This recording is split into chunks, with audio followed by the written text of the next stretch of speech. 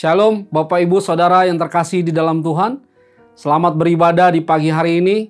Firman Tuhan berkata di 1 Korintus pasal 3 ayat yang ke-6.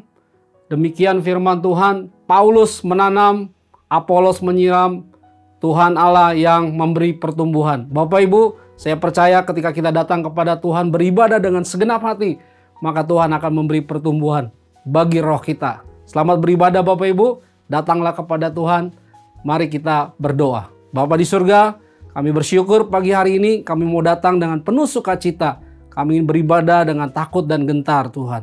Tuhan berkati ibadah kami, di dalam nama Tuhan Yesus kami berdoa dan mengucap syukur. Amin. Shalom.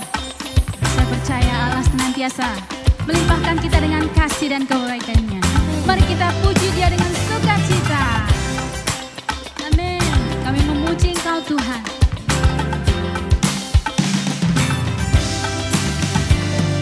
Allah yang kita sembah,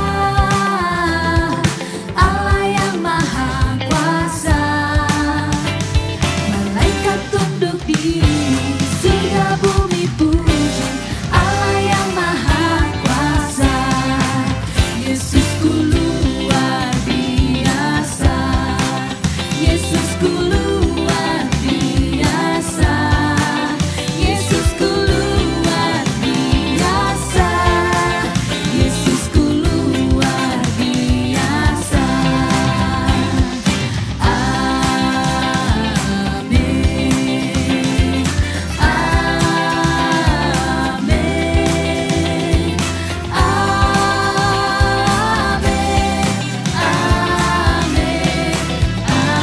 amin. Oh sungguh Allah yang luar biasa Tuhan, kami memuji Engkau. Allah yang kita sembah, Allah yang maha kuasa, malaikat tunduk diri, surga bumi puji Allah yang maha kuasa. Yesusku luar biasa, Yesusku luar biasa, Yesusku luar biasa, Yesusku luar biasa. Amin,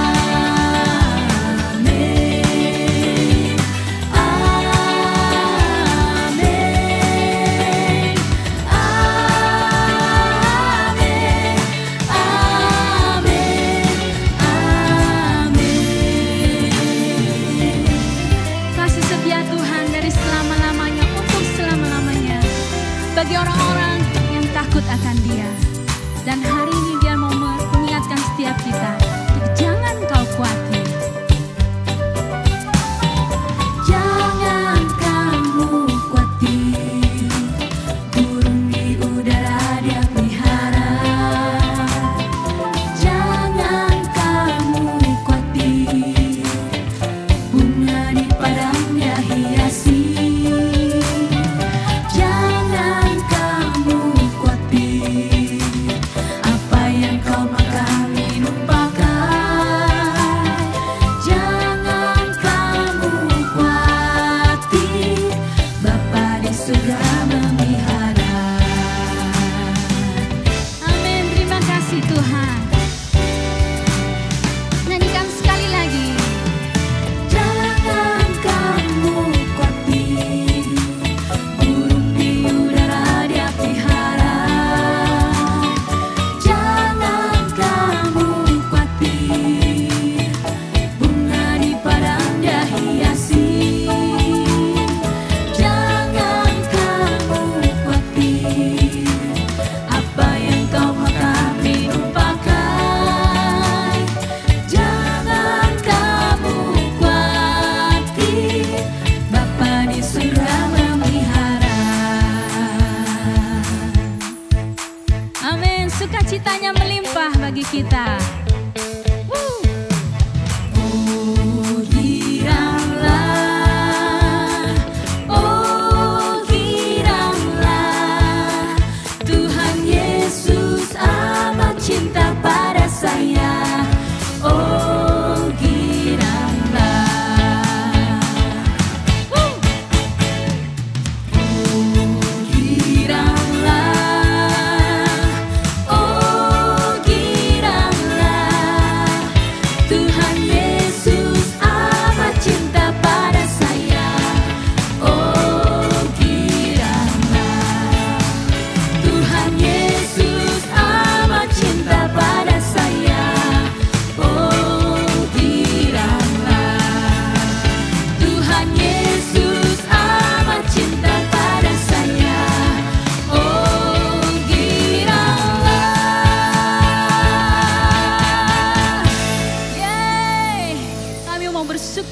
bergirang Tuhan, karena kasih-Mu ada di dalam hidup kami. Terima kasih Tuhan. Nama-Mu yang termanis, nama-Mu yang terindah dalam hidup kami. Kami memuji kebaikan-Mu Tuhan. Terima kasih untuk kasih setia-Mu.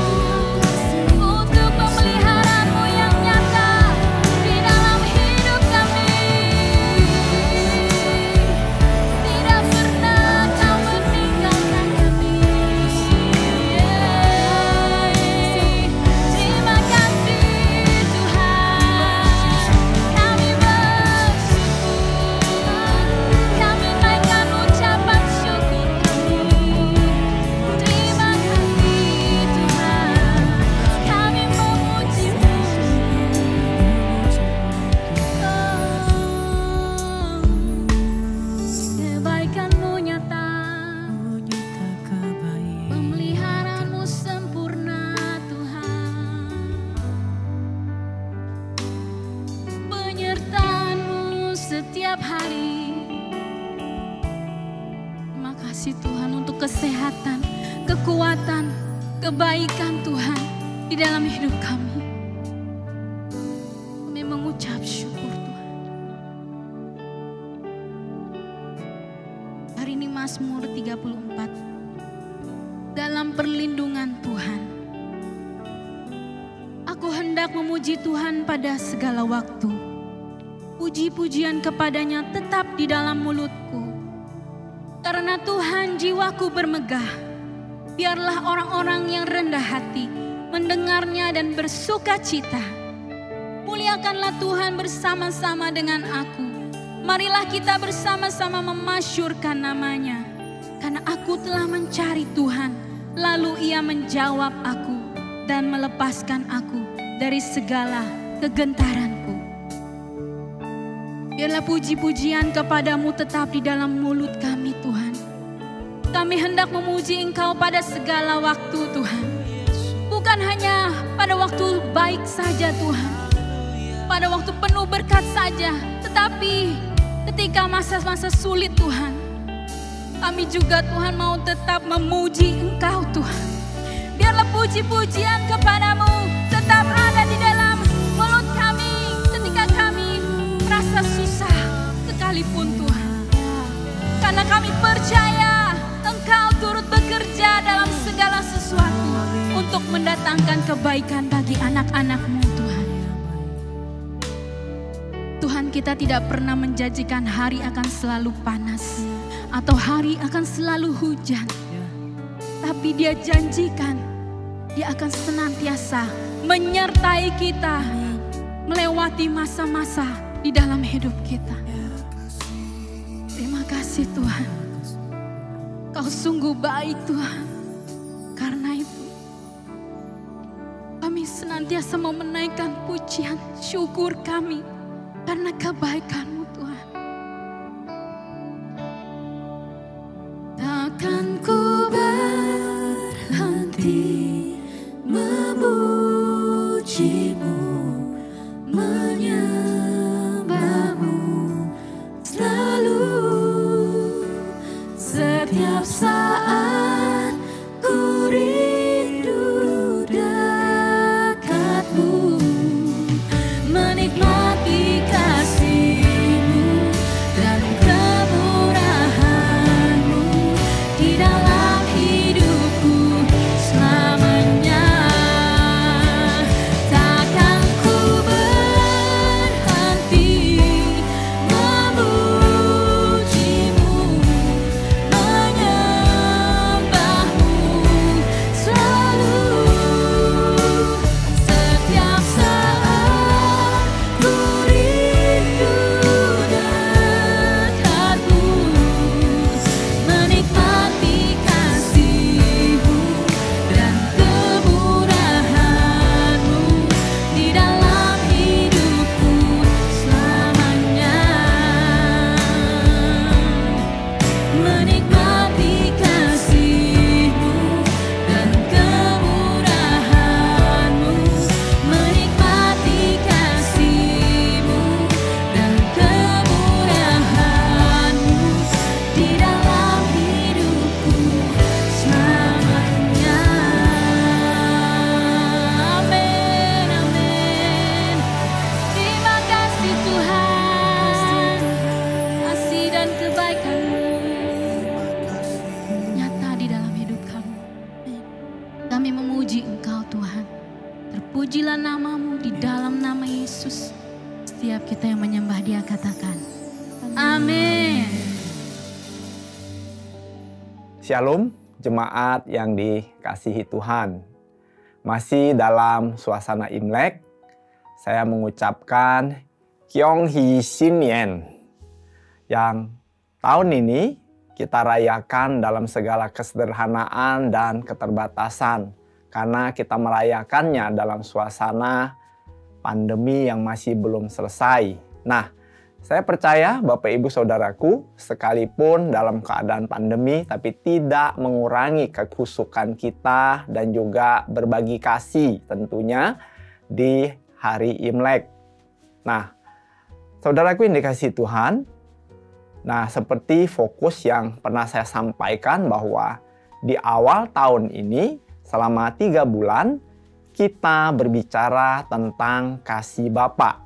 Sesuai dengan tema yang kita usung tahun ini, yaitu mengalami kehadiran Bapa melalui Kipo. Nah, pada hari ini saya mau berbicara kepada kita semua tentang bagaimana kita membangun hidup kita di dalam kasih Allah. Saudaraku yang dikasihi Tuhan, ya, saya percaya bahwa setiap kita pernah dan mengerti akan kasih Tuhan. Tapi belum tentu kita memahami secara mendalam dan juga mempraktekkannya dalam kehidupan kita sehari-hari. Ya, nah, biarlah firman yang hari ini yang akan saya bagikan ini memberi kita pengertian yang lebih mendalam dan kita fokus. Bukan hanya kita mengalami kasih Tuhan, tetapi kita juga membagikan dan menghidupi gaya hidup di dalam kasih Tuhan. Nah, di dalam 1 Yohanes 4 firman Tuhan katakan ayat yang ke-9, ya. Dalam hal inilah kasih Allah dinyatakan di tengah-tengah kita, yaitu bahwa Allah telah mengutus anaknya yang tunggal ke dalam dunia supaya kita hidup olehnya.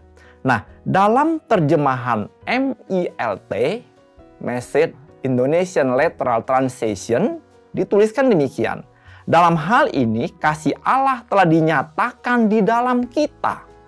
Bahwa Allah telah mengutus putranya yang tunggal ke dunia supaya kita dapat hidup melalui Dia. Ya, ayat yang ke-10 dikatakan dalam terjemahan baru, inilah kasih itu, bukan kita yang telah mengasihi Allah, tetapi Allah telah mengasihi kita dan yang telah mengutus anaknya sebagai pendamai bagi dosa-dosa kita. Nah, dalam terjemahan MILT dituliskan, dalam hal ini, kasih itu bukanlah karena kita telah mengasihi Allah, melainkan karena Dia sendiri telah mengasihi kita dan Dia telah mengutus putranya sebagai pendamai berkenan dengan dosa-dosa kita. Saya ulangi, ya. Dia sendiri telah mengasihi kita dan Dia telah mengutus putranya sebagai pendamaian berkenaan dengan dosa-dosa kita. Saudaraku yang dikasihi Tuhan, hal yang paling mendasar yang harus kita pahami adalah bahwa kasih Allah itu sudah ada dan kasih itu ada di dalam kita dan di tengah-tengah kita. Ya, apa buktinya saudaraku? Buktinya adalah bahwa Yesus telah datang ke dunia ini dan melalui Yesus kita mengenal Dia, ya, mengenal Allah Bapa. Dan Yesus membawa kita untuk pengenalan kepada Allah Bapa, mengalami kasih-Nya dan menerima kasih-Nya yang menjadi sumber hidup dan juga terang bagi manusia itu. Ya, tanpa Yesus, saudaraku, tidak mungkin kita sampai kepada Allah. Sebab Alkitab juga berkata bahwa Yesus adalah pengantara kita dengan Allah. Melalui Dia, kita dapat berjumpa dan mengalami kasih Allah.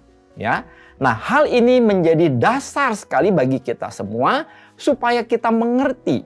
Ya, sebab hanya di dalam kasih Allah kita dapat mempraktekkan gaya hidup yang sesungguhnya.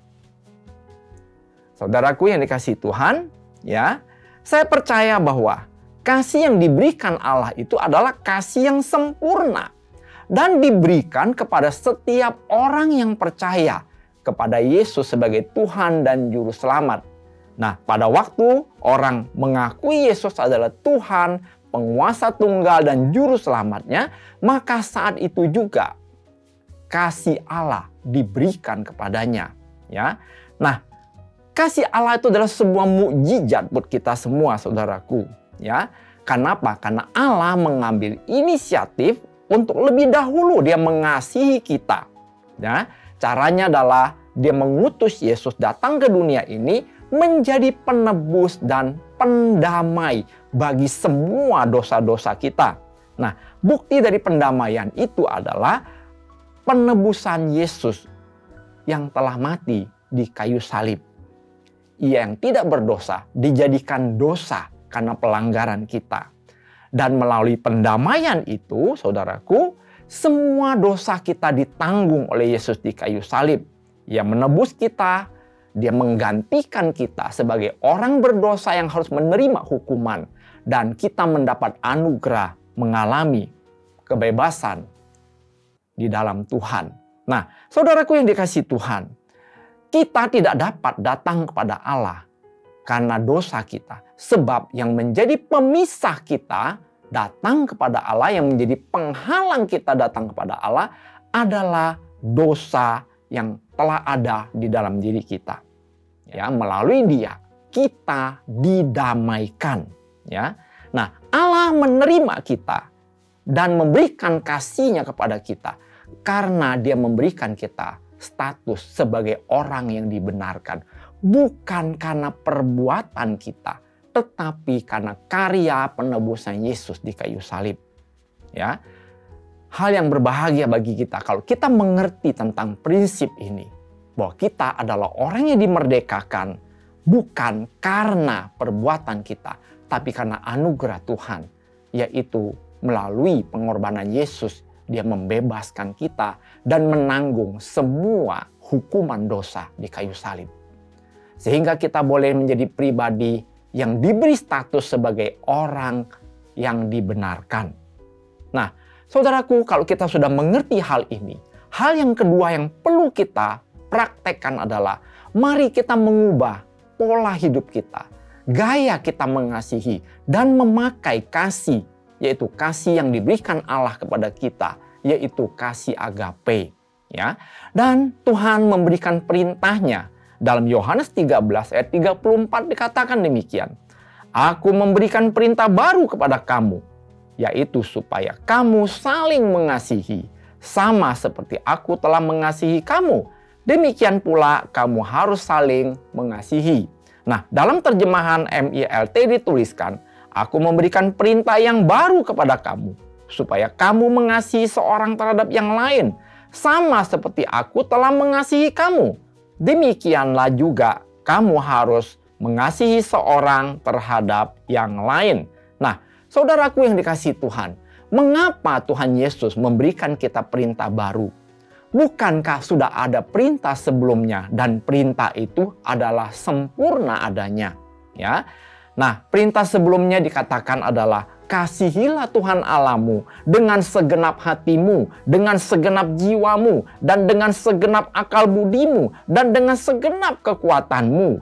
Dan hukum yang kedua adalah kasihilah sesamamu manusia seperti dirimu sendiri. Tidak ada hukum lain yang lebih utama daripada kedua hukum ini. Nah, saudaraku yang dikasihi Tuhan, Allah tahu kita tidak mampu mempraktekkan hukum ini. Sebab sebagai manusia kita telah jatuh ke dalam dosa. Dan dosa itu membatasi kita untuk kita mampu mempraktekkan apa yang diperintahkan Tuhan dengan sempurna. Tidak ada seorang pun yang mampu mempraktekkan semua hukum Allah yang diberikan kepada manusia. Hanya Yesus seorang diri. Makanya Yesus adalah disebut sebagai pribadi yang menggenapi seluruh perintah hukum Taurat. Nah, saudaraku yang dikasihi Tuhan, ya. Nah, oleh perbuatan Yesus, oleh kemampuan Dia yang menggenapi dan mentaati semua hukum Taurat itu, saudaraku, ya, kita mengalami proses pembenaran.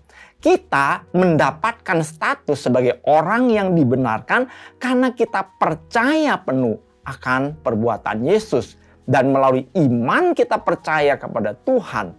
Di saat kita menerima Yesus sebagai Tuhan dan Juru Selamat, maka Tuhan menempatkan Roh Kudus ke dalam hati kita. Nah, pembaharuan hati itu pun terjadi, saudaraku. Ya, Roh Tuhan itu, yaitu Roh Kudus itu mengubah hati kita, memberikan kita kasih karunia, kemampuan untuk kita mentaati semua perintah Tuhan seperti yang dilakukan oleh Tuhan Yesus. Nah, tanpa Roh Kudus kita tidak akan pernah mampu mentaati semua hukum Tuhan. Ya. Nah, saudaraku yang dikasihi Tuhan, ya, seperti apa yang dicontohkan oleh Tuhan Yesus, demikianlah kita diperintahkan untuk melakukannya. Ya. Kalau kita melihat saudaraku di dalam Injil Yohanes di pasal yang ke-13, ya, dikisahkan, dituliskan bahwa Yesus membasuh kaki murid-muridnya sebagai tanda bahwa Dia mengasihi mereka dan memberikan pengampunan. Lalu di bagian akhir, mendekati bagian akhir, di ayat yang ke-34, Tuhan Yesus memberikan perintah baru, ya, supaya kita pun mengasihi dan mencontoh seperti apa yang sudah Ia lakukan, ya. Nah, saudaraku yang dikasihi Tuhan, ya, mari saudaraku kita belajar, ya, mengasihi seperti Tuhan Yesus mengasihi kita, yaitu mengasihi dengan kasih agape yang Dia terima dari Bapa. Demikian juga kita mengasihi dengan kasih agape yang telah kita terima. Nah, apa dampaknya saudaraku? Apa buah-buahnya akan muncul ketika kita mempraktekkan kasih agape ini terus-menerus, ya? Nah, hal yang ketiga ingin saya sampaikan adalah mari kita melihat dan kita menilai hidup kita. Benarkah buah-buah dari hidup di dalam kasih Allah itu terlihat dan bertumbuh di dalam hidup kita, ya? Nah, kalau kita hidup di dalam kasih Allah, kita tidak lagi mempraktekkan kasih yang bersifat transaksional. Maksudnya adalah, ya, kita dapat mengasihi orang kalau orang mengasihi kita. Ya, bahkan ada orang yang berkata kepada saya, kalau kamu mengasihi saya akan mengasihi kamu bahkan melebihi apa yang kamu berikan di dalam kasihmu itu.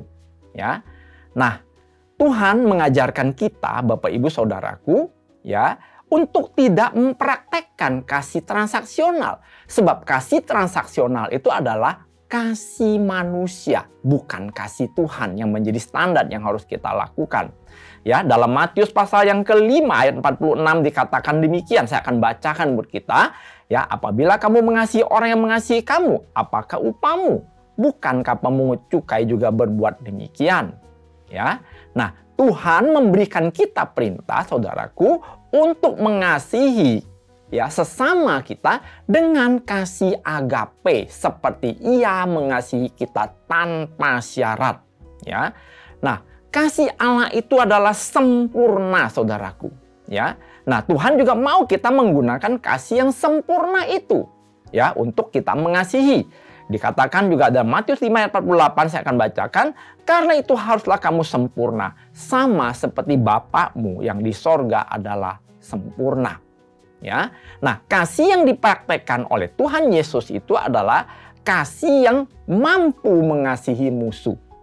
Ya, nah, saudaraku yang dikasihi Tuhan, ya, hanya kasih Bapa itu, saudaraku, yang memampukan kita untuk mengasihi musuh dan berdoa bagi orang yang menganiaya kita.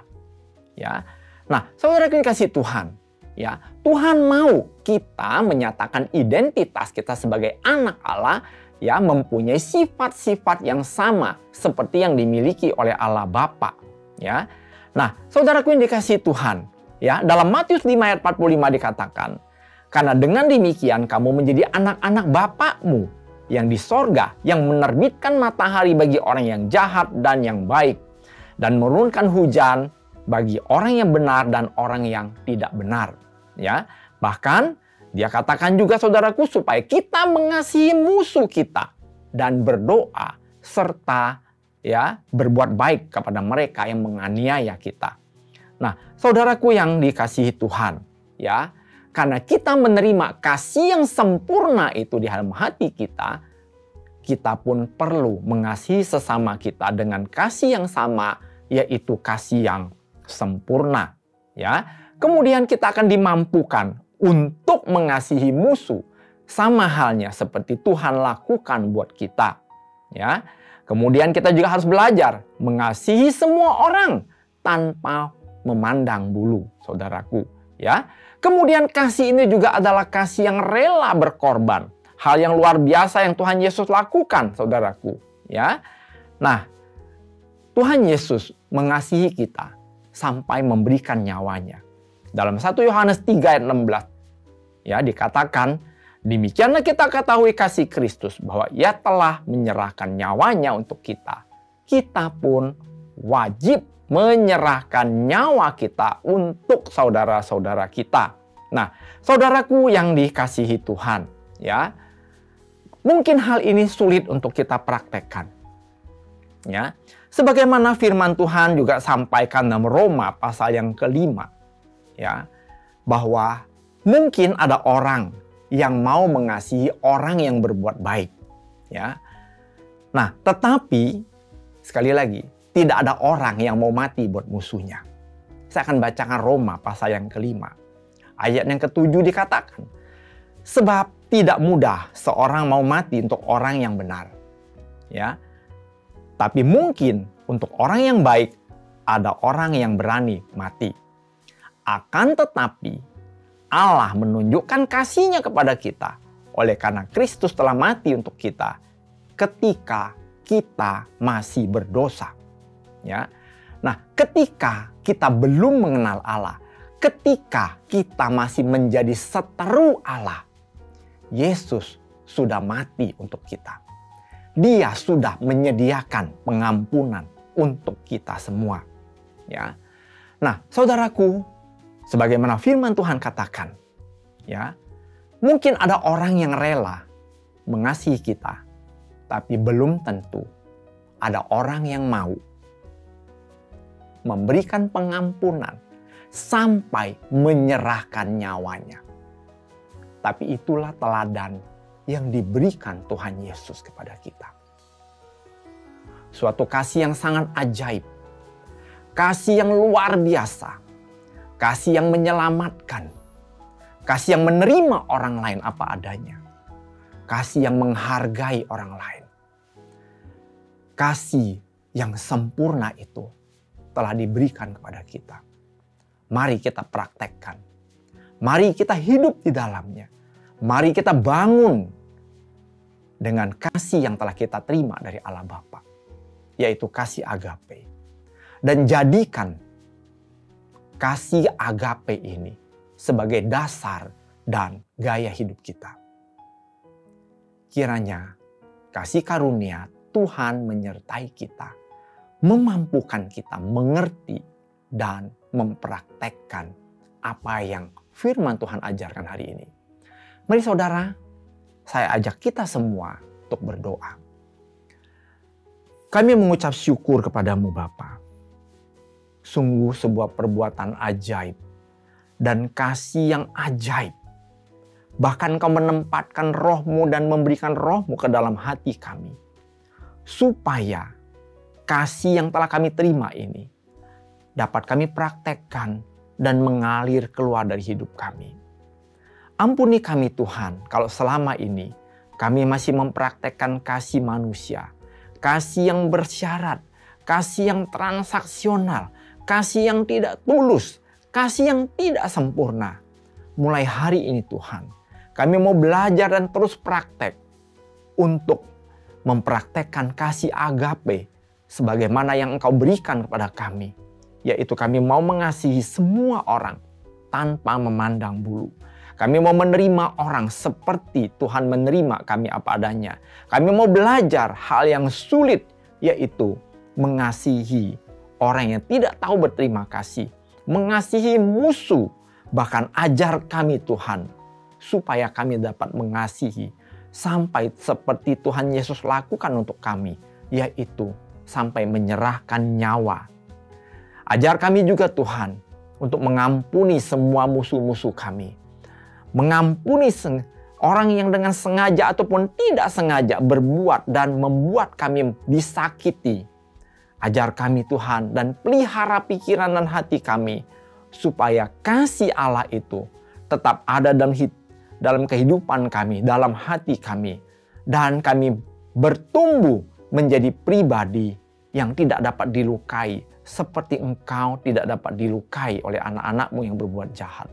Terima kasih Bapa. Meteraikan kasih ini Tuhan, kebenaran firman ini dalam hati dan pikiran kami. Dan ajar kami Tuhan untuk mempraktekkannya dalam kehidupan kami sehari-hari. Terima kasih Bapa.